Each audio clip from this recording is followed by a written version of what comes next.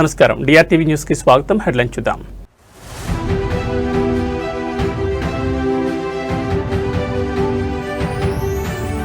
ఇజ్రాయెల్లో ప్రధాని మోడీ కీలక పర్యటన, మధ్యప్రాచ్య ఉద్రిక్తతల వేళ వ్యూహాత్మక అడుగు.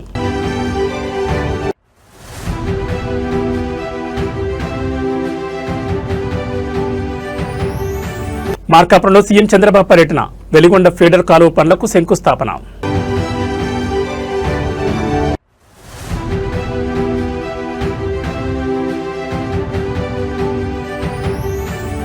మార్చి 2న తెలంగాణకు రాహుల్ గాంధీ, కాంగ్రెస్ నేతలకు దిశానిర్దేశం.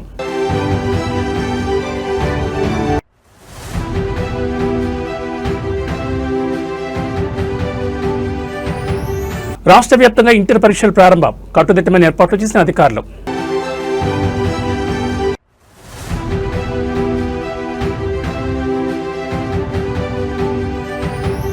భారత్ పాక్ అణుయుద్ధాన్ని ఆపింది నేనే, మరోసారి డొనాల్డ్ ట్రంప్ సంచలన వ్యాఖ్యలు.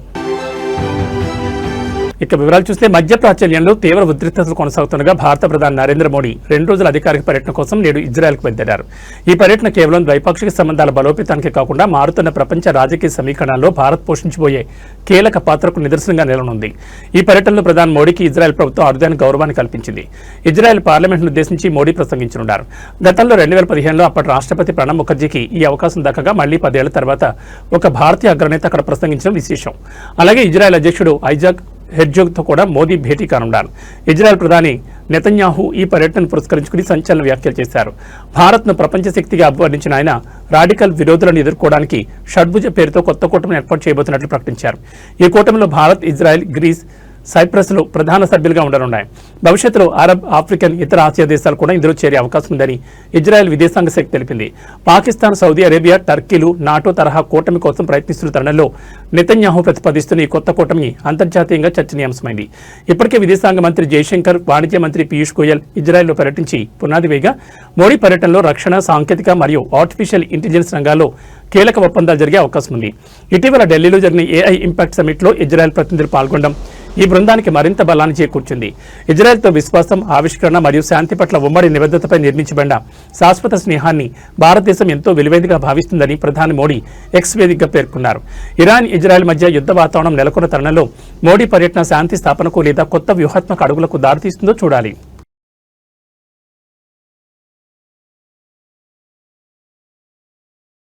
ముఖ్యమంత్రి చంద్రబాబు నాయుడు నేడు మార్కాపురం జిల్లాలో పర్యటించనున్నారు. ఈ పర్యటనలో ప్రధానంగా దశాబ్దాల కాలంగా ఎదురుచూస్తున్న పూల సుబ్బయ్య, వెలిగొండ ప్రాజెక్టు పనులపై దృష్టి సారించారు. దోర్నాల మండలం గంటవానిపల్లి వద్ద సుమారు 456 కోట్ల అంచనా వ్యయంతో చేపట్టనున్న ఫీడర్ కాలువ పనులకు సీఎం శంకుస్థాపన చేయనున్నారు. వెలిగొండ ప్రాజెక్టు పూర్తయితే ప్రకాశం, నెల్లూరు, కడప జిల్లాలోని కరువు ప్రాంతాలకు సాగునీరు, త్రాగునీరు అందుతాయి. ఈ ఫీడర్ కాలువ పనులు ప్రాజెక్టు పూర్తిస్థాయి వినియోగంలోకి రావడానికి అత్యంత కీలకం కానున్నాయి. శంకుస్థాపన అనంతరం ముఖ్యమంత్రి ప్రాజెక్టు పనుల పురోగతిపై నీటిపారుదల శాఖ అధికారులతో ఉన్నత స్థాయి సమీక్ష నిర్వహిస్తారు. గత కొన్నేళ్లుగా పెండింగ్ లో ఉన్న పనులను నిర్ణీత గడువులుగా పూర్తి చేసేలా అధికారులకు దిశానిర్దేశం చేయనున్నారు. క్షేత్రస్థాయిలో ఎదురవుతున్న సాంకేతిక ఇబ్బందులు, నిధుల విడుదల మరియు భూసేకరణ వంటి అంశాలపై నేరుగా చర్చించనున్నారు. ప్రాజెక్టు పనులు నత్తనడకన సాగుతున్నాయన్న విమర్శల నేపథ్యంలో సీఎం స్వయంగా పర్యవేక్షించడం ద్వారా పనుల్లో వేగం పెంచుతారని సామాన్య ప్రజలు ఆశిస్తున్నారు. మార్కాపురం జిల్లాగా ఆవిర్భవించిన తర్వాత ముఖ్యమంత్రి చంద్రబాబు ఇక్కడ పర్యటించడం ఇదే తొలిసారి కావడం విశేషం. ఈ సందర్భంగా తర్లుపాడులో ఏర్పాటు చేసిన భారీ బహిరంగ సభలో ఆయన ప్రసంగించనున్నారు. కొత్త జిల్లా అభివృద్ధికి ప్రభుత్వం తీసుకుంటున్న చర్యలు, సంక్షేమ పథకాలు మరియు రాయలసీమ, నెల్లూరు ప్రాంతాలకు వెలిగొండ ప్రాజెక్టు ప్రాముఖ్యతను వివరించనున్నారు. ఈ పర్యటన జిల్లా రాజకీయాల్లో మరియు స్థానిక అభివృద్ధిలో ఒక కీలక మలుపుగా నిలుస్తుందని పార్టీ శ్రేణులు భావిస్తున్నాయి. ముఖ్యమంత్రి పర్యటన దృష్ట్యా జిల్లా యంత్రాంగం భారీ భద్రతా ఏర్పాట్లను పూర్తి చేసింది.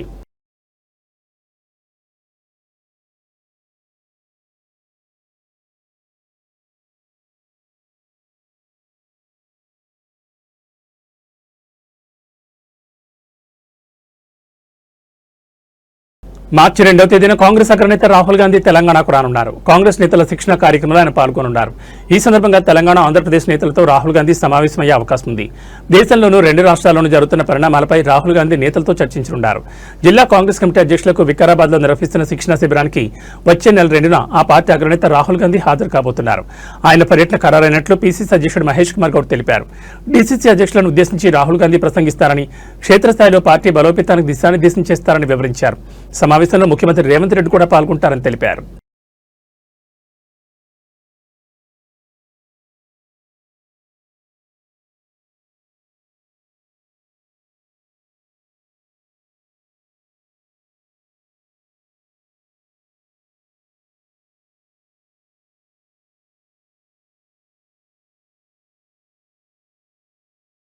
సుప్రీంకోర్టులో తెలంగాణ మాజీ మంత్రి బీఆర్ఎస్ నేత మల్లారెడ్డి, ఆయన కుమారుడు మహేందర్ రెడ్డి, అల్లుడు మర్రి రాజశేఖర రెడ్డిలకు చుక్కెదిరింది. జీడిమెట్ల భూ సర్వేకు సంబంధించి తెలంగాణ హైకోర్టు ఇచ్చిన తీర్పులో జోక్యం చేసుకోవడానికి సుప్రీంకోర్టు అంగీకరించలేదు. మేడ్చల్ మల్కాజ్గిరి జిల్లా కుత్బుల్లాపూర్ మండలంలోని జీడిమెట్ల సర్వే నెంబర్ 82/1 ఈఈలో గల 0.33 గుంటల భూమికి సరిహద్దులు నిర్ణయించాలని కోరుతూ సేరి శ్రీనివాసరెడ్డి అనే వ్యక్తి తొలుత హైకోర్టును ఆశ్రయించారు. తన భూమికి వెళ్లే దారిని మూసేశారని, ఈ విషయంలో తహసీల్దార్ జారీ చేసిన లేఖను కూడా ఆయన తన పిటిషన్లో సవాల్ చేశారు. దీనిపై విచారణ జరిపిన హైకోర్టు సింగిల్ జడ్జి 45 రోజులుగా సర్వే పూర్తి చేయాలని రెవెన్యూ అధికారులను ఆదేశించారు. ఈ తీర్పును మల్లారెడ్డి తదితరులు డివిజన్ బెంచ్లో సవాల్ చేయగా సింగిల్ జడ్జి ఉత్తర్వులను ద్విసభ్య ధర్మాసనం సమర్థించింది. దీంతో వారు సుప్రీంకోర్టును ఆశ్రయించారు. ఈ పిటిషన్పై నిన్న justice Prashant Kumar Mishra, justice NV అంజరియాలతో కూడిన సుప్రీంకోర్టు ధర్మాసనం విచారణ జరిపింది. సర్వే ప్రక్రియ ఇప్పటికే పూర్తయినందున ఈ దశలో తాము జోక్యం చేసుకోలేమని స్పష్టం చేస్తూ పిటిషన్ను తోసుకొచ్చింది.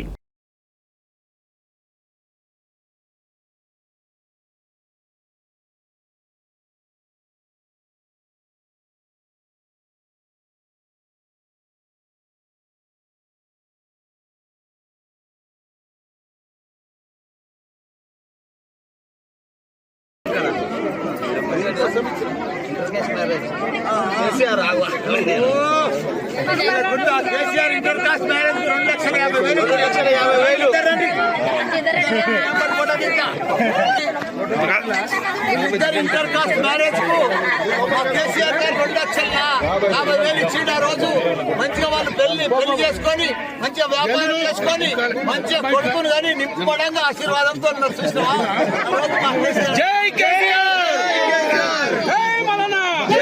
ఈ రోజు ఉదయం 9 గంటలకు తెలంగాణ రాష్ట్ర వ్యాప్తంగా ఇంటర్మీడియట్ వార్షిక పరీక్షలు అత్యంత కట్టుదిట్టమైన ఏర్పాట్ల మధ్య ప్రారంభమయ్యాయి. మొదటి రోజు ఫస్ట్ ఇయర్ విద్యార్థులకు సెకండ్ లాంగ్వేజ్ పరీక్ష నిర్వహించగా రేపటి నుంచి సెకండ్ ఇయర్ పరీక్షలు మొదలు కానున్నాయి. విద్యార్థుల సౌకర్యార్థం టీజీఎస్ఆర్టీసీ ప్రత్యేక బస్సులు నడుపుతుండగా పరీక్షా కేంద్రాల వద్ద కట్టుదిట్టమైన ఏర్పాట్లు చేశారు. మొత్తం పరీక్షల ప్రక్రియను పర్యవేక్షించేందుకు ఇంటర్ బోర్డు సీసీ కెమెరాల నిఘాతో పాటు ఫ్లయింగ్ స్క్వాడ్ బృందాలను రంగంలోకి దించింది. పరీక్షా కేంద్రాల్లోకి మొబైల్ ఫోన్లు, స్మార్ట్ వాచీలు వంటి ఎలక్ట్రానిక్ పరికరాలను కఠినంగా నిషేధించారు. విద్యార్థులు ఎటువంటి ఒత్తిడికి లోను కాకుండా ప్రశాంతంగా పరీక్షలు రాయాలని అధికారులు సూచిస్తున్నారు. ఏమైనా సమస్యలు, సందేహాలుంటే సంప్రదించడానికి బోర్డు ప్రత్యేక హెల్ప్ లైన్ నంబర్లను కూడా అందుబాటులో ఉంచింది. ఇదిలా ఉంటే ఈ సంవత్సరం మొత్తం 9,97,075 మంది విద్యార్థులు పరీక్షలకు హాజరు కానున్నారు. అందులో ప్రథమ సంవత్సరం నుంచి 4,89,126 మంది, ద్వితీయ సంవత్సరం నుంచి 5,07,949 మంది విద్యార్థులు ఉన్నారు. పరీక్షల నిర్వహణ కోసం రాష్ట్ర వ్యాప్తంగా 863 ప్రైవేట్ కాలేజీలు, 404 ప్రభుత్వ కళాశాలలు, 221 ఎయిడెడ్ కాలేజీలు, మరో 7 ఇతర విద్యా సంస్థలను పరీక్షా కేంద్రాలుగా ఎంపిక చేశారు.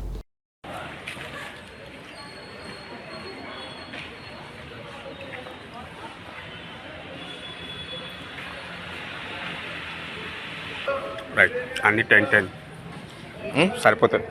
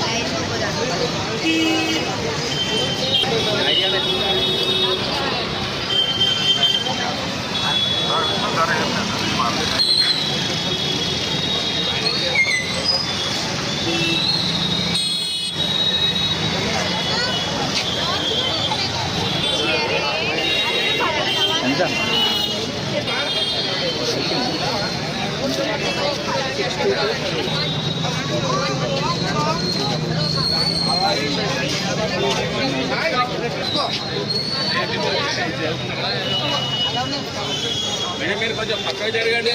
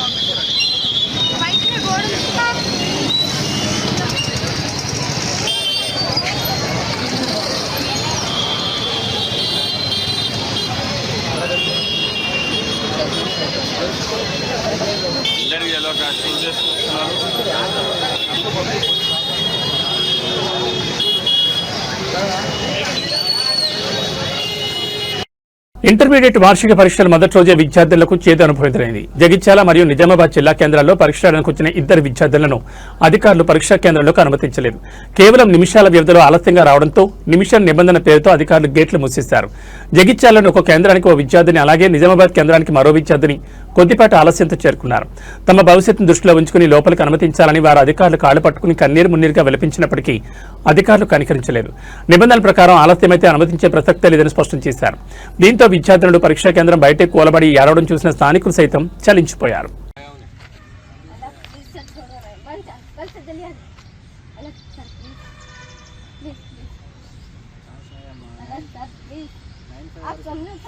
पूरा सीसी कैमरा रहता है, इस सेंटर में देख लेता हूँ। अरे हम देख लेते वो మాకు కూడా ఏదో కన్ఫ్యూజన్ ఉంటుంది.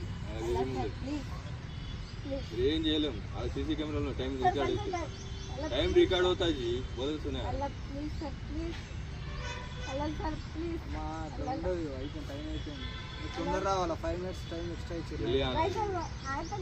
अभी वो बच्चा भी चला जाता, देखो अब तक कह रहा हूँ।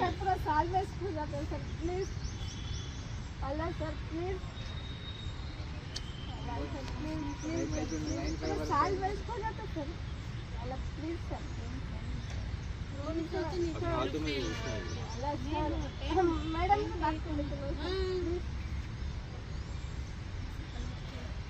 अल्लाह सर प्लीज प्लीज ना sir please Allah sir please बनता कैसे जल्दी सर आज तक टाइम होगा, घर पर कोई नहीं थे, आज तक टाइम होगा ना, पापा भी नहीं है सर घर पे।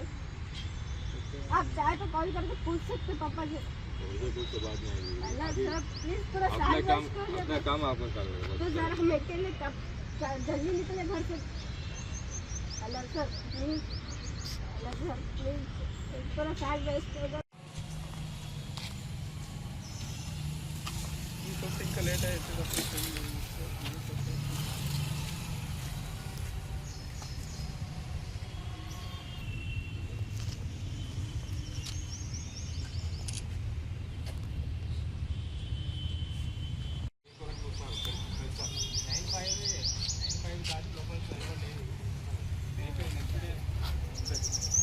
అసలు అవకాశం లేదు, ఏది కాదు, ఇస్తే అవకాశం లేదు, బాధపడే అవసరం లేదు. 95 తర్వాత ఎవరు చదవదు.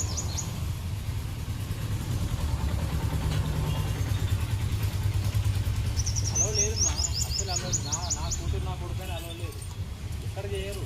ఇక్కడ ఉంది, బాధపడే అవసరం లేదు. ఫస్ట్ ఎందుకంటే ఫస్ట్ నుండి లాస్ట్ వస్తుంది, ఫస్ట్ నుండి లాస్ట్ ఎలా మీ బంధు ఉన్నది. నెక్స్ట్ ఎగ్జామ్ అయితే 3వ రోజు ఉంటుందో టైంకి రాదు, ఏముంటుంది లోకల్ లేట్ అవుతుంది చెప్పండి, ఇంట్రెస్ట్ అయితే చెప్పండి. 8:45 వచ్చి కూర్చోాలి వాస్తవంగా. ఇలాంటి సందర్భాల్లో నా 20 minutes బ్రేక్ ఇచ్చినాము, 9:05 వరకు ఇచ్చినాం. ఇదివరకు 9కే ఉంటుండే, లేదు మనకు లేదు అసలు ఇవ్వాలి. శ్రీకాకుళంలో డయేరియా విజృంభిస్తోంది. రోజు రోజుకు కేసుల సంఖ్య పెరుగుతూనే ఉంది. తాజాగా ఇవాళ మరో 6 డయేరియా లక్షణాలతో ఆసుపత్రిలో చేరారు. గత 3 రోజుల్లో సుమారు 70 మందికి పైగా డయేరియా బారిన పడ్డారు. బాధితులకు ప్రస్తుతం పలు ఆసుపత్రుల్లో చికిత్స కొనసాగుతోంది. డయేరియా ప్రభావిత ప్రాంతాల్లో మెడికల్ క్యాంపులు ఏర్పాటు చేశారు. త్రాగునీటి కోసం జాగ్రత్తలు తీసుకుంటున్నారు. అధికారులు ఆయా ప్రాంతాల్లో ప్రత్యేక ట్యాంకర్లు ఏర్పాటు చేసి నీటిని సరఫరా చేస్తున్నారు. ఎమ్మెల్యే శంకర్, కలెక్టర్ దినకర్ పలు ప్రాంతాల్లో పర్యటించి స్థానికులతో మాట్లాడారు. ఇటీవల డయేరియాతో మృతి చెందిన సురేష్ కుటుంబ సభ్యుల్ని పరామర్శించారు. కుటుంబ సభ్యులకు 10 లక్షల ఎక్స్గ్రేషియా అందించారు.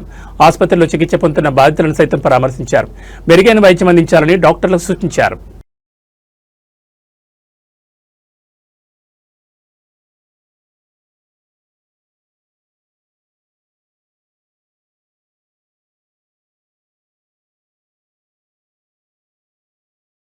నిజామాబాద్ జిల్లాలో ప్రకృతి కన్నెర చేసింది. అకాల వర్షం, ఈదురుగాలులతో రైతులు తీవ్రంగా నష్టపోయారు. ప్రధానంగా జిల్లాలోని మెండోరా, ఎర్గట్ల, డొంకేశ్వర్ మండలాల్లో గాలి వేగానికి మొక్కజొన్న పంట నేలవాలింది.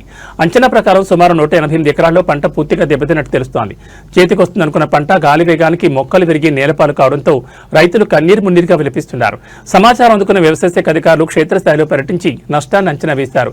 సుమారు 188 ఎకరాల్లో పంట నష్టం జరిగినట్లు ప్రాథమికంగా నిర్ధారిస్తూ ప్రభుత్వానికి నివేదిక సమర్పించారు. ప్రభుత్వం తక్షణమే స్పందించి తమను ఆదుకోవాలని, నష్టపరిహారం చెల్లించాలని బాధితులు కోరుతున్నారు.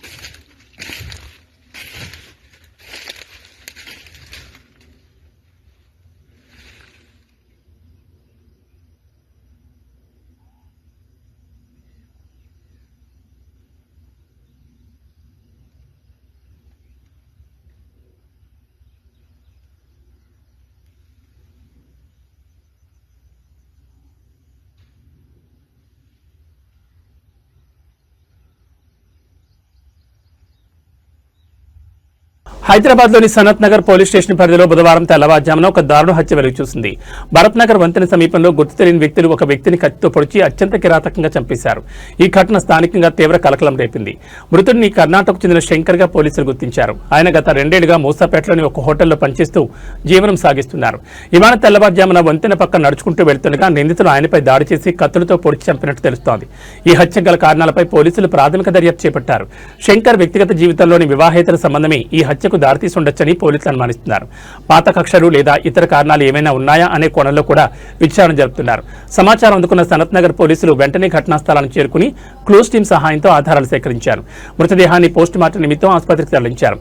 కేసు నమోదు చేసిన పోలీసులు నిందితుల కోసం గాలింపు చర్యలు ముమ్మరం చేశారు. ఆ ప్రాంతాల్లోని సీసీటీవీ ఫుటేజ్ను కూడా పరిశీలిస్తున్నారు.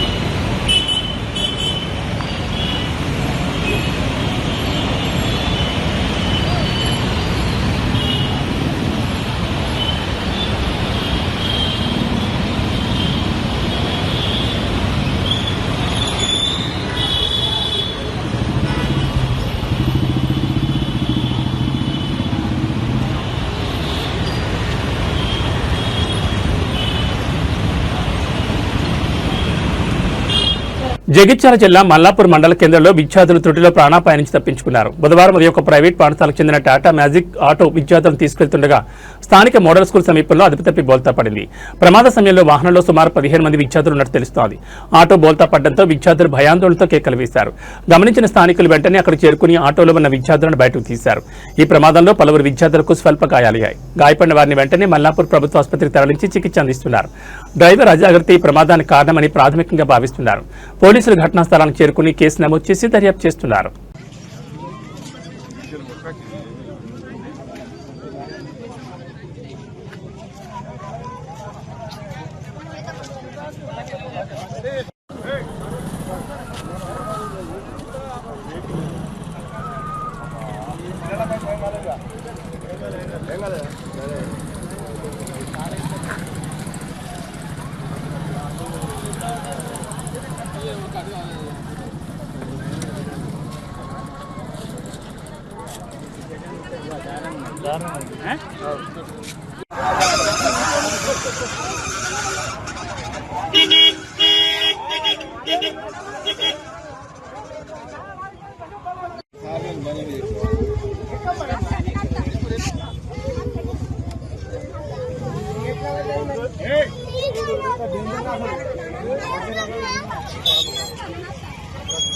యువ యూట్యూబర్ కోమలి ఆత్మహత్య చేసుకుని ప్రాణాలు కోల్పోవడం నగరంలో సంచలనంగా మారింది. గత కొంతకాలంగా మణికొండలోని చిత్రపురి కాలనీలో నివసిస్తున్న కోమలి సోమవారం మధ్యాహ్నం ఇంట్లో ఎవరూ లేని సమయంలో ఫ్యాన్ కురివేసుకుంది. గమనించిన కుటుంబ సభ్యులు ఆమెను వెంటనే ఆసుపత్రికి తరలించారు. సుమారు 24 గంటల పాటు మృత్యుతో పోరాడిన ఆమె మంగళవారం చికిత్స పొందుతూ కన్నుమూశారు. యువ యూట్యూబర్ కోమలి ఆత్మహత్యకు ప్రేమ వ్యవహారమే కారణంగా తెలుస్తోంది. గత 3 ఏళ్లుగా తనకు పరిచయం యూట్యూబర్ అఖిల్ రెడ్డితో ఆమె ప్రేమలో ఉన్నారని, అయితే ఏడాది క్రితం బ్రేకప్ అయిందని తెలుస్తోంది. అఖిల్ రెడ్డితో ప్రేమ విఫలం కావడంతో ఆమె తీవ్ర మనస్తాపానికి గురైనట్లు సమాచారం. గతంలో కూడా ఒకసారి ఆత్మహత్యయత్నం చేసినట్లు కుటుంబ సభ్యులు తెలిపారు. కాగా ఈ ఘటనపై కేసు నమోదు చేసుకున్న రాయదుర్గం పోలీసులు ఆమె ఫోన్ డేటాను విశ్లేషిస్తున్నారు. ఆత్మహత్యకు ముందు ఆమె ఎవరితోనైనా మాట్లాడిందా అన్న కోణంలో దర్యాప్తు చేస్తున్నారు. అఖిల్ రెడ్డి ప్రమేయంపై కూడా పోలీసులు విచారణ జరుపుతున్నట్టు తెలుస్తోంది.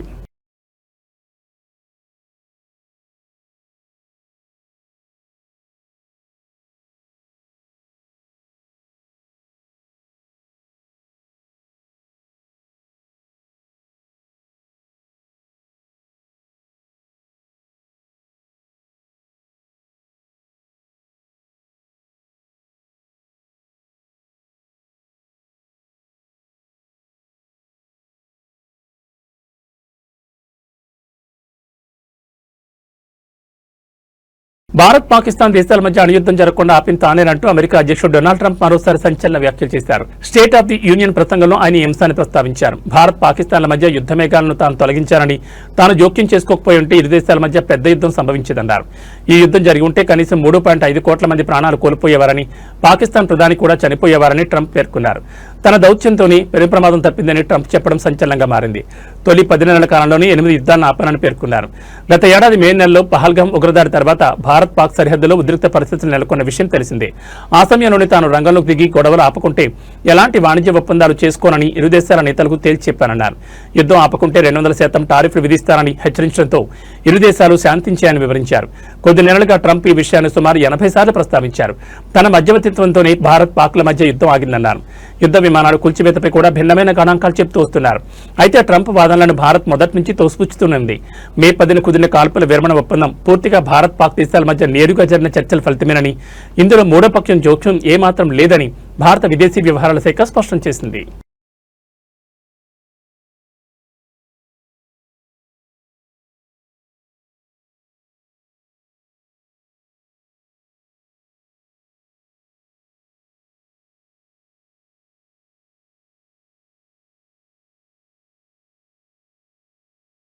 న్యూస్ ముగించే ముందు హెడ్లైన్స్ మరోసారి.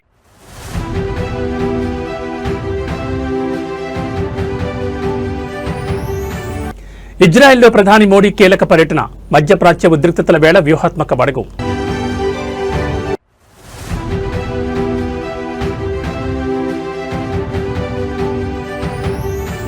మార్కాపురంలో సీఎం చంద్రబాబు పర్యటన, వెలిగొండ ఫీడర్ కాలువ పనులకు శంకుస్థాపన.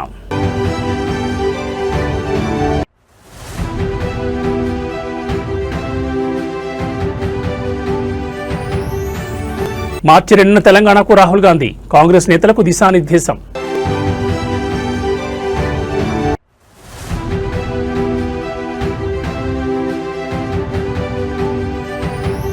రాష్ట్ర వ్యాప్తంగా ఇంటర్ పరీక్షలు ప్రారంభం, కట్టుదిట్టమైన ఏర్పాట్లు చేసిన అధికారులు.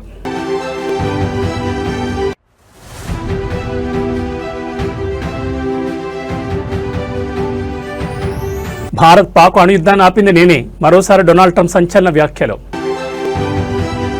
ఏబీ బులెటిన్ విశేషాలు. నమస్కారం.